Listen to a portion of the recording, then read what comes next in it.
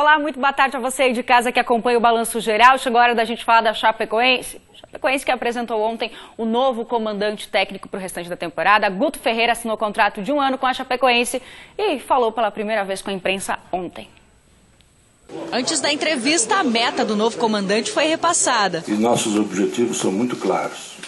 O nosso clube, ele tem potencial, o nosso clube tem condições de chegar, entende, a um patamar muito superior ao que estamos vivendo. Nós estamos imbuídos de fazer valer os objetivos que nós traçamos a todos vocês, que nós dissemos a todos vocês. No final desse campeonato, nós vamos conseguir estar entre os 10 primeiros. Guto Ferreira aceitou o desafio. Essa é a segunda passagem do comandante pela Chape. Por tudo que nós vivemos aqui, mexe. E aí eu falei, não, nós vamos lá ajudar. Eu acho que, mais do que outra coisa, sem querer criar algum tipo de lobby, alguma coisa de fazer uso, mas a gente tem que honrar os caras que se foram. Né? E se a Chapecoense foi me convidar de novo para retornar, eu acho que é uma chamada de tipo assim, vai lá e faz o melhor e tenta nos honrar. Então, também mexeu comigo nesse aspecto. Guto terá 4 dias para treinar e escolher a equipe ideal. Domingo, o Verdão volta a campo. Vai enfrentar o Corinthians pelo Brasileiro. E o novo professor quer mudanças na equipe. Primeiro, vamos encontrar o modelo que dê o maior equilíbrio para a equipe, entre o atacar e o defender. Né? Nós temos que ver quem completa quem. Dentro do grupo, quem completa melhor quem. E procurar achar essa situação. E o trabalho, o dia a dia do modelo de jogo, da mecânica de jogo, encontrar uma defesa forte coletiva, mas encontrar um ataque forte coletivo também.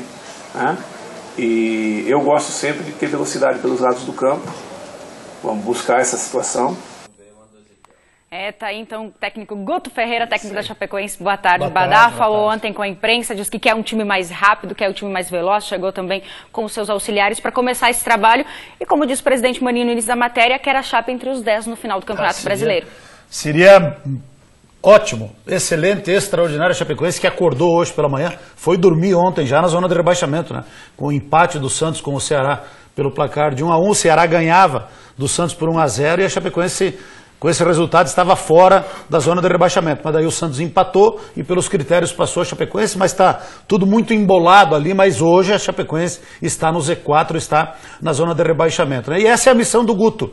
Num primeiro momento, tirar a Chapecoense dessa situação incômoda e depois, quem sabe, buscar algo mais dentro do Campeonato Brasileiro. Né? Mas eu não estive lá presente em loco e ao vivo na apresentação do Guto Ferreira, mas acompanhei tudo ao vivo pelo Facebook, né? Tudo, desde o começo até o final. E dá para notar, sim, que é um cara que conhece o clube do roupeiro até o presidente. Inclusive, colegas de imprensa chamando eles pelo nome, relembrando, né, dos colegas que infelizmente não estão mais entre nós e que acompanhavam o dia a dia do clube quando da primeira passagem pelo Guto aqui. Então, como diz o Caboclo, ele conhece a aldeia, conhece o clube, conhece a cidade, conhece a diretoria, conhece o ambiente, conhece a torcida, né, sai na rua, ele conhece os torcedores, tem amigos aqui em Chapecó. Então, por esse aspecto e também porque eu considero ele um bom treinador, tecnicamente falando, que eu acho que a escolha foi correta, que a escolha foi acertada, a diretoria eu acho que acertou ao criar este fato novo. Nada contra o Rui Costa, absolutamente nada contra o Gilson Kleina, muito pelo contrário.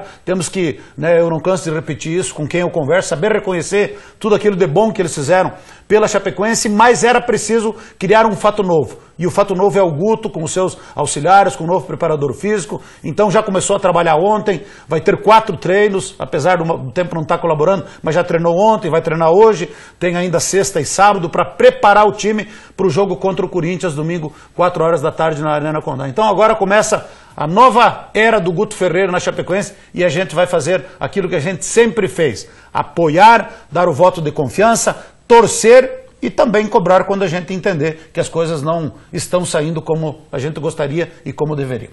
Tá aí o Guto, que chega então com os auxiliares, o Alexandre Faganello e também o André Luiz para comandar esse trabalho da Chapecoense. Você falou ontem do jogo entre Santos e Ceará, né, Badá? A gente tem os gols aqui bem rapidinho para mostrar para vocês aí de casa. O Ceará saiu na frente. Arthur recebeu o passe de Leandro Carvalho e abriu o placar. O Santos empatou quase no fim da partida, com um gol de peito de Jean Mota.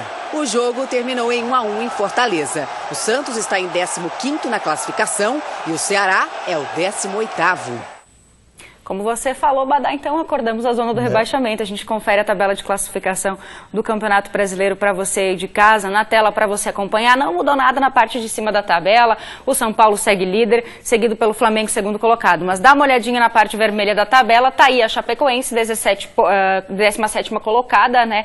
18 pontos conquistados. O Ceará, e o Ceará a gente falava no início do campeonato, né? Era o time que menos pontuava. E olha a distância que tá da Chapecoense agora, tá só 3 pontos. Deu uma melhorada com o Lisca doido, né? E veja ali, o jogo não foi no Castelão, eles estão mandando os jogos no PV, no Presidente Vargas, que é um caldeirão.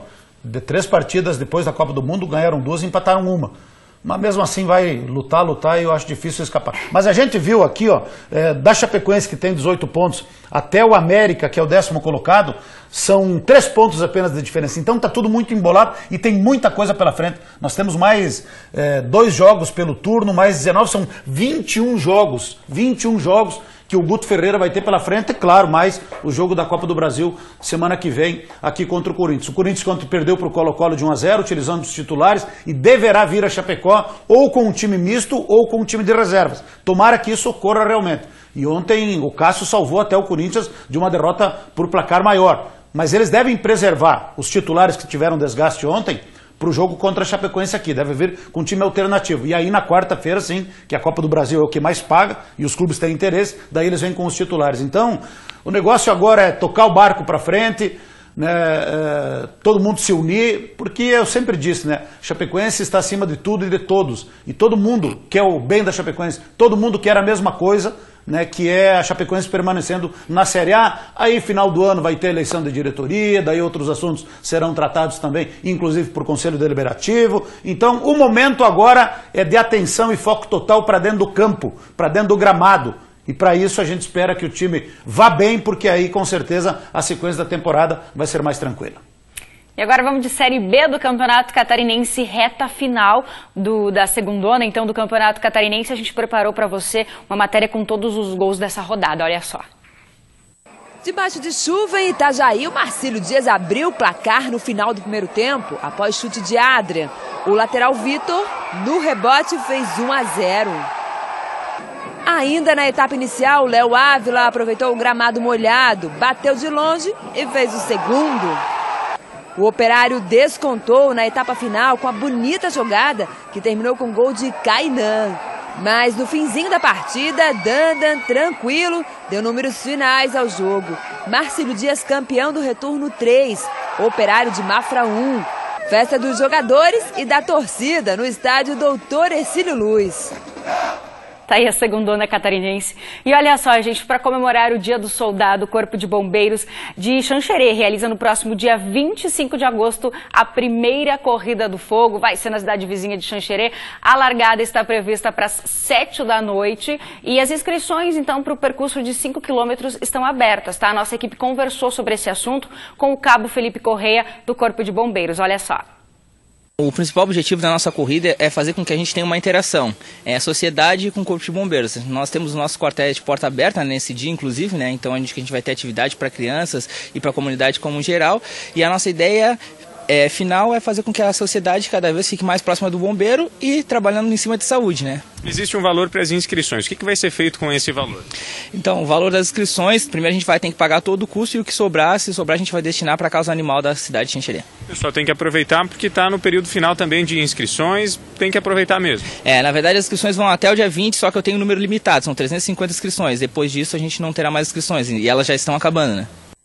Muito bem, aí parabéns pro Corpo de Bombeiros lá de Xanxerê, bela iniciativa e uma causa muito justa, né? E certamente teremos a presença do nosso amigo Éder Mores, que tenho certeza de que não vai ficar de fora, né, Éder? Vai representar a equipe da RIC TV Record nesta competição aí, certo? Quero chamar umas fotos aqui, ó, da gurizada do Colégio Exponencial, que conquistaram o título dos Jogos Escolares de Santa Catarina, timaço comandado aí pelo professor Léo, pelo professor Leonardo Schroeder. Tá aí, ó, Grande Jardine, Joãozinho, toda a gurizada aí, foi lá em São José, lá na Grande Florianópolis, final de semana que passou.